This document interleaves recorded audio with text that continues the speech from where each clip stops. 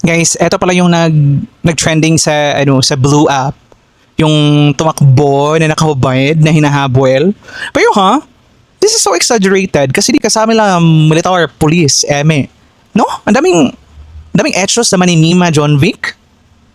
Like, what's the point para masabing may nagawa kayo or may achievement kayo? Eh guys, hindi naman natin siya minamalit yung batas niya. Go. Pero is it necessary na ganito yung mangyari?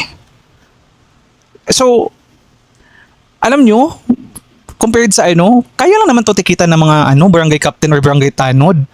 Why dapat ang gawin ng mga kasama yung mga sundalo at pulis? Habulin yung mga corn beef chef at mga illegal recruiting agency. 'Di ba? Ang daming kabataan ngayon, nakita niyo ba yung rally nila sa sa kalang anniversary ng mga future corn beef?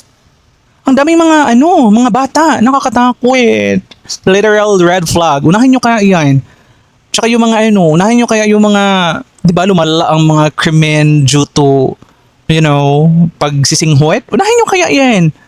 Kasi yung mga ganitong bagay, pwede lang itong gawin ng mga kapitan. Pwede sitahin.